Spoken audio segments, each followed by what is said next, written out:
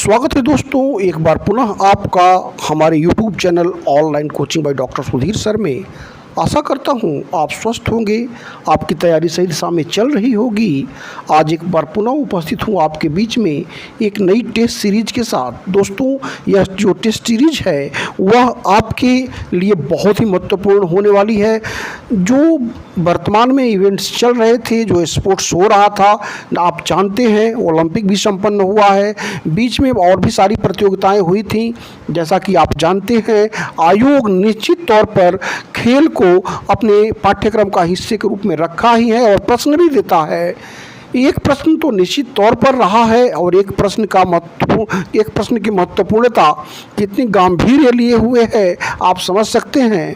निश्चित तौर पर प्रश्न एक रहता है। एक बार तो आयोग ने एक ही फेज में 3 प्रश्नों का चयन कर दिया था, तो आप समझ सकते हैं आयोग की मंशा कब क्या हो जाएगी कहा नहीं जा सकता। लिहाजा आपको अपने आप को पूरी तरह से प्रिपेयर्ड रखना होगा। आज इस टेस्ट सीरीज के माध्यम से ही आप अपना आकलन करिए। मैंने प्रयास किया है कि इन 30 प्रश्नों में आपको जो ट्रेडिशनल एक पैटर्न रहा है आयोग का, शब्दावलियों से प्रश्न आते हैं, स्पोर्ट्स पर्सनालिटी से प्रश्न आते हैं, और जो इवेंट्स होते हैं उससे प्रश्न आते हैं, पदकों की संख्याओं से प्रश्न आते हैं। मैंने प्रयास किया है कि उन सारे प्रश्नों को सम्मिलित करूं। यद्यपि कुछ प्रश्न रह गए हैं जिनको मैं सेकेंड फेज में सेकेंड टेस्ट सीरीज के साथ स्पोर्ट्स को समाप्त कर दूंगा। आइए शुरुआत करते हैं। जैसा कि आप जानते हैं, इसमें प्रवेश करने के लिए फॉर्मेलिटीज होती है। फॉर्मेलिटीज हमने पूरा कर लिया है और अब स्टार्ट क्विज दबाते ही यह खुल जाएगा और आपको उस आंसर देना होगा। आप आंसर देते हुए आगे बढ़ते चलेंगे और यहाँ पर मैं आपसे प्रश्न पूछता हूँ, उसका उत्तर भी मैं बताऊँगा। अगर आपको लगता है इसका सही आंसर आपके पास है, आप आंसर देते हुए आगे चलें, अदरवाइज मैं इसका आंसर भी आपको बताते हुए आगे बढ़ूंगा। देखिए, यहाँ पे प्रश्न जो है, मैंने जैसा कि आपसे बताया है कि यूपीएससी में जो प्रश्न आते हैं उसमें कुछ ट्रेडिशनल स्टैटिक जीके से संबंधित प्रश्न भी हैं स्पोर्ट्स के, और कुछ करेंट के भी प्रश्न हैं। उन सारे को मैंने अपने स्तर पर सम्मिलित करने का प्रयास किया है जिससे कि आपको मैक्सिमम बेनिफिट मिल सके। आइए देखते हैं, आप भी उत्तर देते चलें। यहाँ प्रश्न आप देख रहे हैं। पहला प्रश्न है कि किस खेल में रेफरी को प्रेसिडेंट के नाम से जाना जाता है? In which sports the referee is known as president? दोस्तों, इसका जो सही जवाब है, आप भी देते चलें, मैं आपको बता दूं, फेंसिंग, तलवारबाजी जो है, इसमें रेफरी को हम प्रेसिडेंट के रूप में कॉल करते हैं। बढ़ेंगे दूसरे प्रश्न की तरफ, और दूसरा प्रश्न यहाँ पे है, डुरंड कप, जिसे भारत ही नहीं एशिया के सबसे पुराने टूर्नामेंट के तौर पर जाना जाता है, किस खेल से संबंधित है?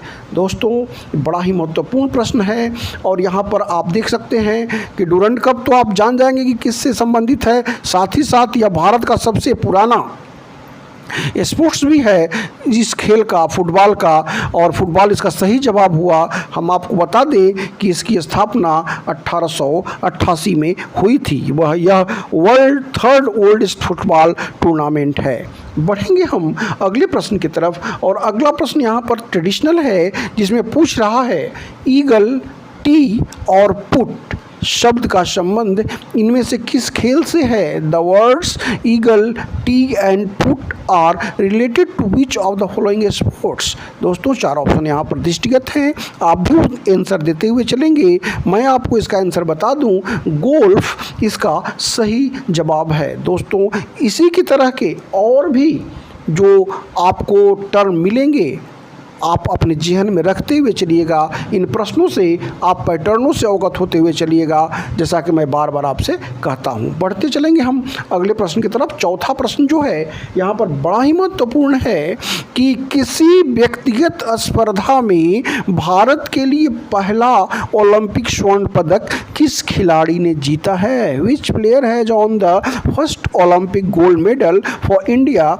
In an individual event? हम आपको बता दें कि इसको लेकर के आपको कंफ्यूज होने की कोई आवश्यकता नहीं। आपके जहन में नीरज चोपड़ा भी चल रहा होगा, लेकिन यहाँ पर जो सही जवाब है वह है अभिनव बिंद्रा।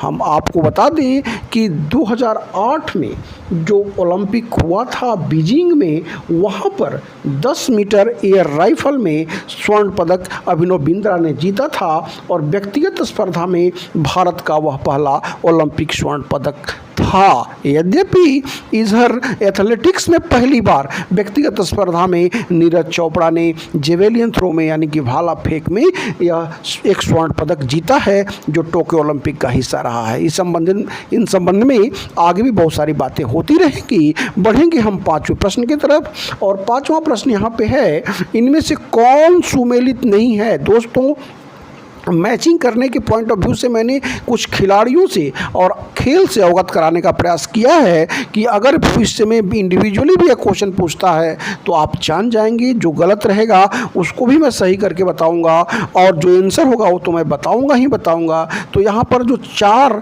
दिया हुआ है आपको, उनके स्पोर्ट्स पर्सन के नाम और उनके गेम के नाम आपको बताना है कि मनु भाकर हॉकी सही है या गलत है, हिमा दास एथलेटिक्स सही है या गलत है। तो इसमें जो 3 है वह तो सही है। हिमा दास एथलेटिक्स आप अवगत हैं, बिल्कुल सही जवाब है। मोनिका बत्रा टेबल टेनिस, यह भी सही है। अदिति अशोक गोल्फ, ये भी सही है, क्योंकि अदिति अशोक जो कि टोक्यो ओलंपिक में भी उन्होंने पार्टिसिपेट किया था, मोनिका बत्रा ने भी पार्टिसिपेट किया था और जीतते जीतते रह गई थी टेनिस में, टेबल टेनिस में मोनिका बत्रा और अदिति अशोक जो गोल्फ में। और यहाँ पर जो गलत है वह है मनु भाकर, क्योंकि मनु भाकर टेनिस के प्लेयर नहीं हैं बल्कि शूटिंग से संबंधित हैं। तो मनु भाकर यहाँ पे सही जवाब हुआ। बढ़ते हुए हम आ गए हैं छठे प्रश्न की तरफ, और छठा प्रश्न जो है यहाँ पे आपके सामने है कि जून 2021 में स्टार स्पोर्ट्स ने किस खिलाड़ी को 21वीं सदी का सबसे महान टेस्ट बल्लेबाज चुना है। हम आपको बता दें कि जो 4 ऑप्शन यहाँ पर दृष्टिगत हो रहे हैं, उसमें legendary Sachin Tendulkar was voted as the greatest batsman of the 21st century। Sachin Tendulkar यहाँ सही जवाब हुआ। यद्यपि इनको कुमार संकारा से तगड़ी प्रतिस्पर्धा मिली थी, लेकिन सचिन तेंदुलकर को सबसे महान टेस्ट बल्लेबाज के रूप में चुन लिया गया है। सचिन तेंदुलकर के बारे में कुछ भी कहना सूरज को दीपक दिखाने के समान है, क्योंकि महानतम बल्लेबाज। और एक चीज़ और हम आपको बता दें कि सचिन तेंदुलकर भारत की एकमात्र स्पोर्ट्स पर्सन हैं जो भारत रत्न से भी नवाजे गए हैं। तो इस चीज़ को भी आप अपने जहन में रखिएगा। एक चीज़ और बता दें कि यहाँ पर सबसे महान टेस्ट बल्लेबाज चुनने की बात हुई है। अगर आता है कि 21वीं सदी का सबसे महान गेंदबाज किसे चुना गया टेस्ट में, तो यह श्रेय जाता है मुथैया मुरलीधरन को, जो श्रीलंका के गेंदबाज रहे हैं। तो यहाँ पर आप इसको अपने जहन में रखिएगा। प्रश्न समाप्त हुआ। बढ़ चलेंगे हम 7वें प्रश्न की तरफ, और 7वां प्रश्न जो यहाँ पे है आयोजन को लेकर के है। और हम आपको बता दें, यहाँ प्रश्न पूछ रहा है कि निम्नलिखित देशों में से किसमें 22वां फीफा विश्व कप 2022 पुरुष टूर्नामेंट आयोजित किया जाएगा। दोस्तों, हम आपको बता दें कि इस तरह के प्रश्न आयोग में आए हुए हैं। फेज वाइज जब आप देखेंगे तो 4th फेज में एडवर्टाइजमेंट नंबर 46 में यह 22 मार्च 2015 में प्रश्न यह 47 में आया था, जिसमें पूछा था कि फीफा विश्व कप 2018 आयोजित किया गया था। तो यहाँ पर इस तरह के प्रश्नों को आपको पैटर्न में रखना होगा। और यहाँ पर पूछ रहा है कि यह 2022 में कहाँ पर होगा, तो इसका जो सही जवाब है वह है कतर में आयोजित किया जाएगा। इससे पूर्व जो 2018 में जो FIFA world cup football tournament हुआ था, जो कि रशिया में हुआ था, आप जानते होंगे, जहां पर फ्रांस विजेता रहा था। फाइनल में उसने क्रोएशिया को हराया था। और यहाँ पर इसका जवाब जो हुआ वह कतर हुआ। कतर में 22वां फीफा पुरुष फुटबॉल कप आयोजित किया जाएगा, जबकि 23वां कनाडा, मेक्सिको और अमेरिका में संयुक्त रूप से 2026 में आयोजित किया जाएगा। लेकिन यहाँ पर हम अवगत हो रहे हैं सिर्फ 2022 में से। बढ़ चलेंगे अगले प्रश्न की तरफ। और अगला प्रश्न यहाँ पे एक बार पुनः बहुत ही महत्वपूर्ण है। जैसा कि मैं बार बार आपसे कहता हूँ कि आयोग जो है कुछ यूनिक प्रश्नों को रखता है, और यहाँ पर भी मैंने यूनिक प्रश्न को ही चयन किया है। और उसको आप देखें, पेरिस में आयोजित वर्ल्ड कप के मिक्स्ड डबल में भारतीय जोड़ी दीपिका कुमारी और अतानु दास, जो कि पति पत्नी भी हैं, ने गोल्ड मेडल जीता। इनका संबंध किस खेल से है? Indian pair Deepika Kumari and Atanu Das, who are also husband and wife on the gold medal in the mixed double of the world cup held in Paris, they are related to which sports? और यहाँ पर इसका जो सही जवाब होगा, ये दोनों पेयर ने टोक्यो ओलंपिक में भी पार्टिसिपेट किया था। आपने अगर ओलंपिक देखा होगा तो, और अनफॉर्चुनेटली हम वहाँ पर यह पदक नहीं जीत पाए। तीरंदाजी इनका सही जवाब हुआ। आर्चरी से दोनों रिलेटेड हैं। बढ़ चलेंगे हम अगले प्रश्न की तरफ। और एक बार पुनः आपको हम बता दें दोस्तों कि 9वें प्रश्न पर जाने से पूर्व एक बार हम आपको बता दें कि अगर आपको अपनी तैयारी के दौरान किंचित कहीं भी मेरे द्वारा प्रिपेयर किए गए टेस्ट सीरीज नोट्स PDF की आवश्यकता होती है, तो आप हमें व्हाट्सएप करके बहुत ही न्यूनतम राशि पर वे सारी चीज़ें प्राप्त कर सकते हैं और अपनी अनंतिम सफलता सुनिश्चित कर सकते हैं। यहाँ पर जो 9वां प्रश्न है कि मार्च 2021 में इनमें से किन्हें पुनः 4 साल के लिए दूसरी बार अंतर्राष्ट्रीय ओलंपिक समिति का अध्यक्ष चुना गया? यह श्रेय जाता है थॉमस वाक को। जर्मन के थॉमस वाक को दूसरी बार पुनः अंतर्राष्ट्रीय ओलंपिक समिति का अध्यक्ष चुना गया है। बढ़ चलेंगे हम अगले प्रश्न की तरफ। और अगला प्रश्न जो हमने चयनित किया है आपके लिए वह है, टोक्यो ओलंपिक में 2020 में भारत 7 पदकों के साथ 48वें स्थान पर रहा, जबकि प्रथम स्थान पर कौन सा देश रहा है? दोस्तों, जब मेडल की बात आती है तो आपको अपने जीवन में सतर्क हो जाना चाहिए, क्योंकि मेडल से अक्सर आयोग प्रश्न पूछता रहा है। मैंने भी इस प्रश्न को इसी रूप में सम्मिलित किया है। यहाँ पर मैंने 2-3 बातें आपको बताने का प्रयास किया है कि भारत ने कितने पदक जीते। दोस्तों, एक बात और बता दें कि टोक्यो ओलंपिक जो 2021 में हुआ था, यह 2020 का ही एक्सटेंशन था, इसलिए आप इसको टोक्यो ओलंपिक 2020 ही कहेंगे, भले ही इसका आयोजन 2021 में जापान टोक्यो में हुआ था। तो 7 पदक मिले। भारत का अब तक का सर्वश्रेष्ठ यह ओलंपिक रहा है। इससे पहले लंदन ओलंपिक में हमने 6 पदक प्राप्त किए थे। भारत का स्थान कितना रहा? 48वां स्थान रहा। इनसे तो आप अवगत हो ही चुके। जैसा कि आप जानते हैं, मैं प्रश्नों में ही प्रश्नों को सम्मिलित करता हूं, जिससे कि आपको मैक्सिमम बेनिफिट मिल सके।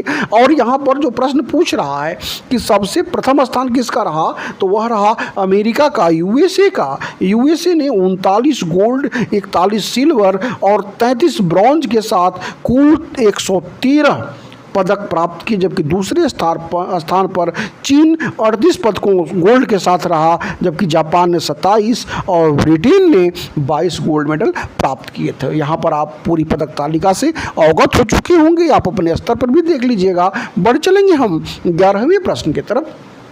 और 11वां प्रश्न कह रहा है, जैसा कि मैंने आपसे बताया था कि यहाँ पर जो मैंने प्रश्नों का चयन किया है उसको आयोग के द्वारा जो प्रश्नों का चयन किया गया है उस पॉइंट ऑफ व्यू से किया है। और यहाँ पर जो मैंने सुमेलित करने का जो प्रयास किया है, जैसे कि आयोग ने फेडरेशन कप पूछा है या और भी जो चीज़ें पूछी हैं, इस तरह से मैंने यहाँ पर सम्मिलित किया है कि यह इसमें कौन सुमेलित नहीं है। दोस्तों, राइडर कप जो है वह गोल्फ से संबंधित है, आप अच्छी तरह से अवगत होंगे। आगा खान कप जो है वह आपका हॉकी से संबंधित है। दलीप ट्रॉफी जो है वह निश्चित तौर पर आप अवगत हैं कि दिलीप ट्रॉफी जो है वह क्रिकेट से संबंधित है, जबकि जो यहाँ पर संतोष ट्रॉफी है वह फुटबॉल से संबंधित है, न कि बैडमिंटन से। तो फुटबॉल इसका सही जवाब होगा और यहाँ पर आप इससे अवगत हो लीजिएगा। बढ़ चलेंगे हम 12वें प्रश्न की तरफ। और 12वां प्रश्न यहाँ पर कह रहा है बड़ा ही महत्वपूर्ण प्रश्न है। इससे पहले भी आयोग ने विश्व स्नूकर चैंपियनशिप 2014 पूछा था, यहाँ पर हमने शामिल किया है कि शेफील्ड इंग्लैंड में। अब एक बात आप समझ लें कि कहाँ पर आयोजित हुआ था स्नूकर चैंपियनशिप, तो शेफील्ड में, इंग्लैंड में। और विश्व स्नूकर चैंपियनशिप 2021 का खिताब इनमें से किसने जीता है, तो जीता है मार्क सेल्वी ने। इंग्लैंड के ही मार्क सेल्वी ने यह खिताब विश्व स्नूकर चैंपियनशिप जीता है। बढ़ चलेंगे 13वें प्रश्न की तरफ। और 13वां प्रश्न जो पर्सनालिटी से है, स्पोर्ट्स पर्सनालिटी से है। आयोग ने एक बार साइना नेहवाल संबंधित प्रश्न पूछा था, यहाँ पर मैंने आपसे प्रश्न पूछा है भवानी देवी जिन्होंने टोक्यो ओलंपिक 2020 में भाग भी लिया था का संबंध किस खेल से है।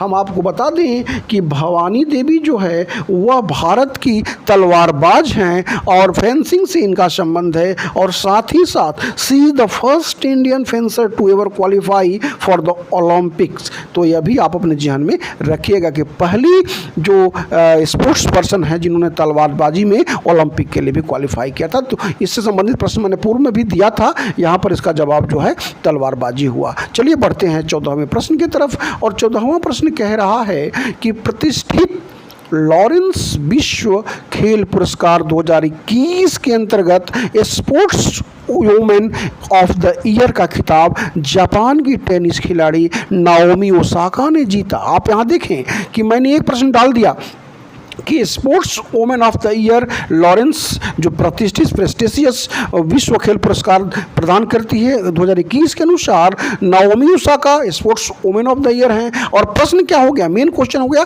Sports man of the year का खिताब इनमें से किसने जीता है। तो sports man of the year का खिताब जीता है राफेल नडाल ने। राफेल नडाल जिनको कि हम राफा के नाम से भी जानते हैं, और स्पेन के राफेल नडाल ने कई बार जो है ग्रैंड स्लैम जीता है लॉन टेनिस में। और एक चीज़ और अवगत हो ले कि अगर प्रश्न पूछता है कि grand slam is associated with which game, then you have to reply lawn tennis. यहाँ पर राफेल नडाल जो लॉन टेनिस के लिए फेमस है और कई बार उन्होंने ग्रैंड स्लैम भी जीता है। ग्रैंड स्लैम यानी कि चारों जो टेनिस की प्रमुख प्रतियोगिताएं हैं, American open, Australian open, French open और विंबलडन, जो ये चारों हैं हम ग्रैंड स्लैम के रूप में शुमार करते हैं। तो आप इससे पूरी तरह से अवगत हो चुके होंगे। बढ़ चलेंगे हम अगले प्रश्न की तरफ। और अगला प्रश्न यहाँ पर बहुत ही महत्वपूर्ण है, जो कि ओलंपिक का सीजन चल रहा था। मोस्टली क्वेश्चन हमने ओलंपिक से भी कवर किया है और आगे भी एक सीरीज में इसको फाइनलाइज करने का प्रयास करूंगा। मैं बार बार आपसे कहता हूं कि एक एक प्रश्नों की महत्वपूर्णता को आप अपने दिमाग में रख करके चलें और केवल थोड़े से पैटर्नों से अवगत होकर के चले। कोई बहुत हुआ नहीं है कि आपका सिलेक्शन नहीं होगा, जीके में 25+ नहीं होगा, बस थोड़ी सी स्ट्रेटजी बना करके चलें, आप अपने मंजिल को प्राप्त कर लेंगे, आप अपने टारगेट को अचीव कर लेंगे। आइए इस प्रश्न को देखते हैं। ओलंपिक खेल में 5 रंगों के छल्ले जो महाद्वीपों के एकजुटता के प्रतीक हैं। अगर आपसे यह प्रश्न पूछता है कि वो छल्ले किसके प्रतीक हैं, ऑब्वियसली आप बता दोगे कि यह कॉन्टिनेंट्स के एकजुटता, कॉन्टिनेंट्स को शो करते हैं यहाँ पर। और यह कह रहा है कि इनमें एशिया महाद्वीप को किस रंग से दर्शाया गया है। तो यहाँ पर यह प्रश्न बन रहा है एशिया महाद्वीप को। इसका जो सही जवाब होगा वह होगा येलो से एशिया महाद्वीप को दर्शाया गया है। और जो रेस्ट 4 हैं उनके बारे में आपको एक बार बता दूं कि ब्लू से यूरोप को दर्शाया गया है, ब्लैक से अफ्रीका को, ग्रीन से ऑस्ट्रेलिया को, जबकि नॉर्थ और साउथ अमेरिका को हम रेड से दर्शाते हैं। लेकिन यहाँ पर आपका जवाब क्या हुआ, yellow Asia. Now move to the question number 16। 16वां प्रश्न कह रहा है कि federation cup national athletics championship में किसने 100 मीटर में गोल्ड अपने नाम किया और 200 मीटर में पूर्व धावक पीटी उषा के 30 साल पहले बनाए गए रिकॉर्ड को भी तोड़ दिया। पीटी उषा जिसे उड़न परी का उपनाम दिया गया है, लेकिन ये सारे रिकॉर्ड किसने धूमिल कर दिए फेडरेशन कप में, तो यह रिकॉर्ड धूमिल करने वाली हैं धन लक्ष्मी। तमिलनाडु की धन लक्ष्मी ने जो भारत की 100 मीटर की जो रिकॉर्ड थी इवेंट, उसने दूती चंद की रिकॉर्ड को तोड़ दिया और 200 मीटर में हिमा दास को हराते हुए 23 साल पहले बनाए गए पीटी उषा के रिकॉर्ड को भी तोड़ दिया। धनलक्ष्मी इसका सही जवाब हुआ। बढ़ चलेंगे अगले प्रश्न की तरफ और अगला प्रश्न यहाँ पे है कि ओलंपिक खेल जिनका आयोजन प्रत्येक 4 वर्षों के बाद होता है। एक प्रश्न आपको मिल गया कि ओलंपिक खेलों का आयोजन कितने वर्षों के बाद होता है? 4 वर्षों के बाद होता है। और जनक के रूप में किस जाना जाता है? तो पीरी डी कबूरतिन, जो कबूरतिन हैं, इन्हें जो है हम फादर ऑफ मॉडर्न ओलंपिक्स के रूप में जानते हैं। दोस्तों, इन सारे चीज़ों से आप अवगत होते हुए चले। बड़े ही महत्वपूर्ण सेशन है जिसमें एक एक प्रश्नों की महत्वपूर्णता है। मैं बार बार आपसे कहता हूं कि आप अपनी तैयारी को सही दिशा में सुनियोजित रणनीति के साथ आगे लेकर के बढ़ें। निश्चित तौर पर सफलता आपके कदम छुएगी। इन बीच में कहीं कोई दिक्कत आती हो तो आपका स्वागत है। आप व्हाट्सएप करके उन प्रोसीजर से अवगत हो सकते हैं और वे सारे मटेरियल PDF फॉर्म में प्राप्त कर सकते हैं। धन्यवाद। आगे बढ़ते हैं 18वें प्रश्न की तरफ और 18वां प्रश्न है, वर्ष 2024 में 33वां ग्रीष्मकालीन ओलंपिक कहाँ पर आयोजित होगा? जैसा कि आप जानते हैं कि यह जो ओलंपिक था यह 32वां था जो टोक्यो में हुआ था और जो 33वां है वह होगा आपका पेरिस, फ्रांस में। हम आपको बता दें यह जो 33वां है वह 2024 में होगा और 34वां ग्रीष्मकालीन ओलंपिक खेल 2028 में लॉस एंजल्स अमेरिका में होगा। बढ़ चलेंगे हम अगले प्रश्न की तरफ और अगला प्रश्न जो 19वां प्रश्न कह रहा है कि बड़ा ही महत्वपूर्ण प्रश्न है दोस्तों, ध्यान से देखिएगा। लैंगिक समानता के मद्देनजर हर बार जो भारत के जो रिप्रेजेंटेटिव रहते थे वो स्त्री या पुरुष होते थे, लेकिन यहाँ पर जो है जेंडर इक्वलिटी के पॉइंट ऑफ व्यू से पहली बार भारतीय दल ने किन 2 लोगों में, एक पुरुष और एक महिला, टोक्यो ओलंपिक 2020 के उद्घाटन समारोह का ध्वजवाहक चुना।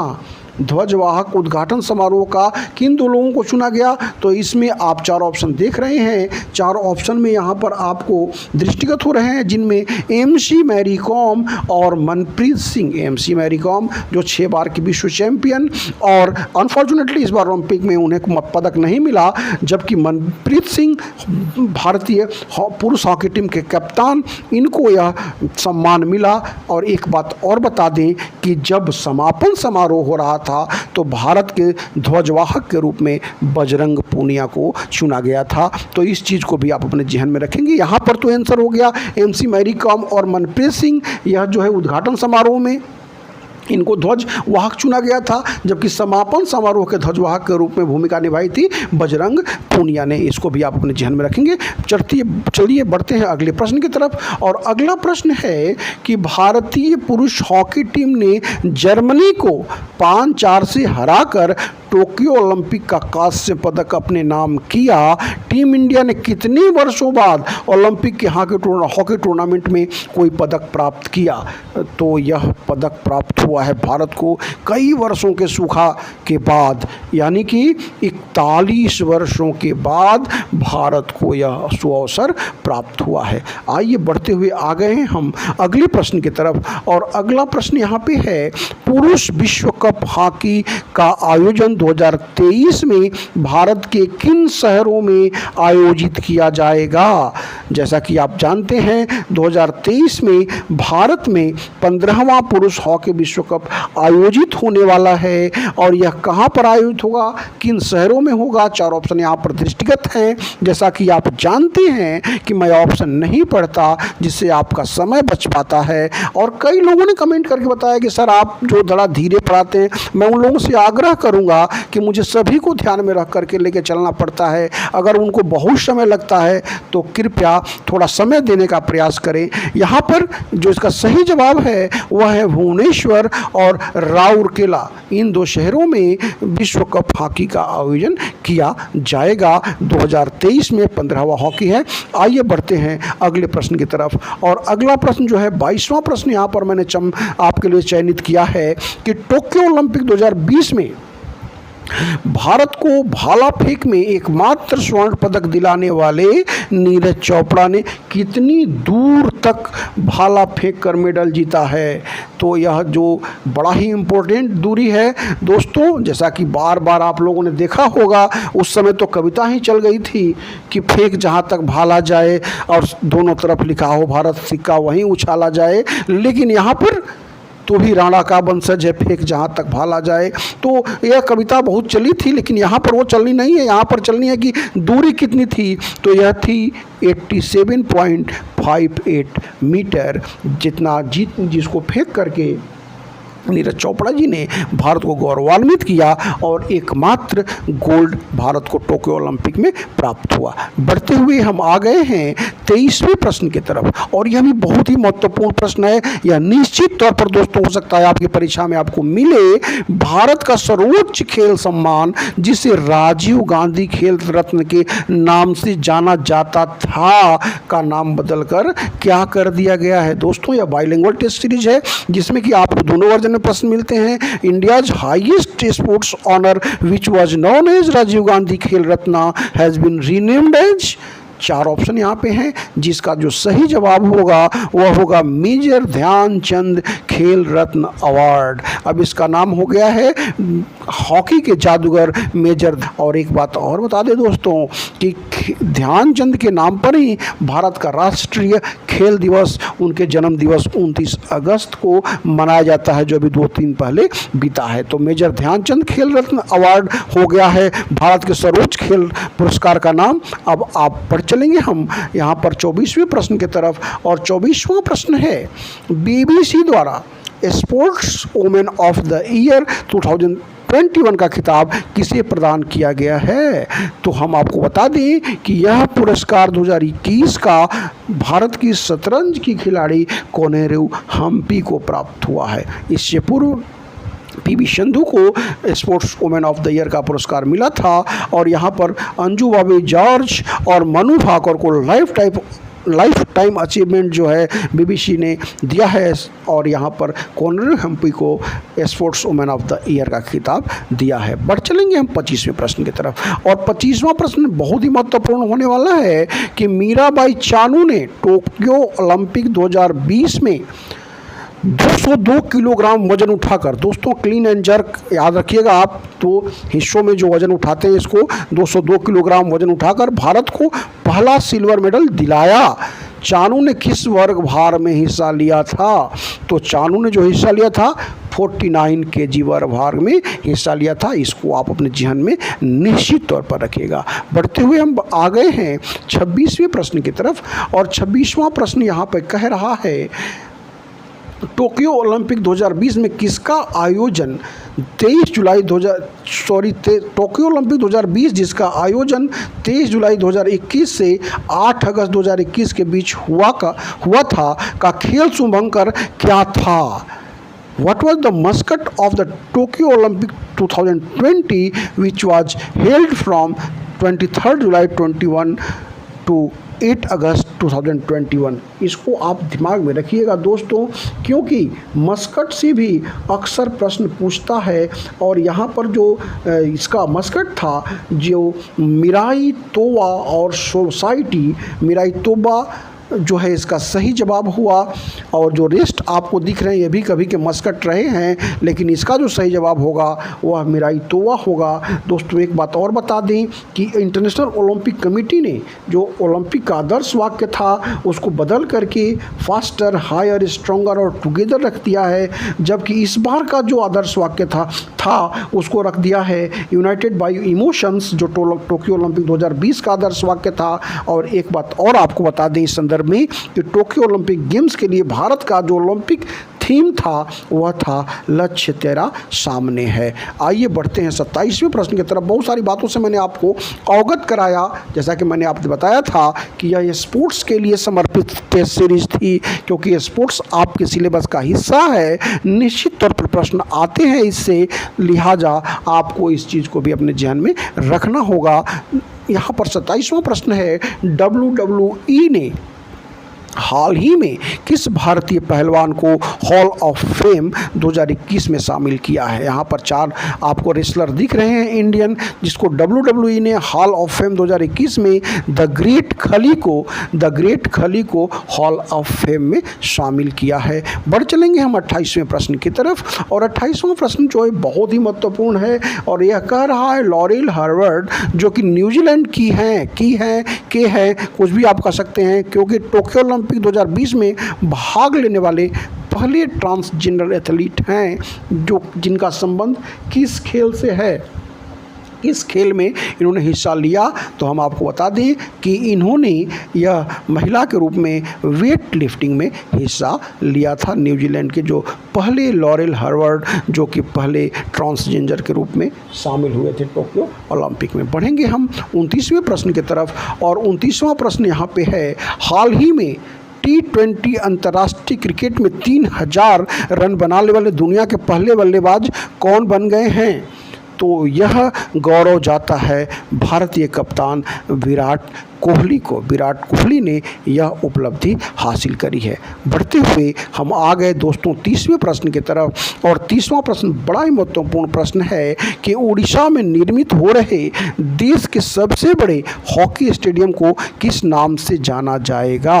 दोस्तों, उड़ीसा में जो विश्व का सबसे बड़ा देश का जो सबसे बड़ा हॉकी स्टेडियम बन रहा है उसे हम बिरसा मुंडा के नाम से जाना जाएगा। बिरसा मुंडा इसका सही जवाब हुआ, और इसी के साथ इस 30 प्रश्नों की श्रृंखला को मैंने समाप्त कर दिया है, और मैं यहाँ पर सबमिट करने की पोजीशन में आ चुका हूँ। मैं आशा करूँगा आप भी इस तरह से प्रश्नों को सॉल्व करेंगे और आवश्यकता होने पर हमसे जुड़ने का प्रयास करेंगे। देखिए दोस्तों, मैं सबमिट करता हूँ, देखता हूँ रिजल्ट क्या रहता है। यहाँ पर सबमिटिंग दिखा रहा है, रिजल्ट आपके सामने है। मुझे 60 में 60 मिले हैं, 100% मार्क्स मिले हैं। मैं आशा करूंगा कि भविष्य में आपको भी इसी तरह के मार्क्स मिले। आगे जब भी होगा मैं आपको वीडियो के साथ उपस्थित होता रहूँगा। तब तक के लिए ढेर सारा धन्यवाद।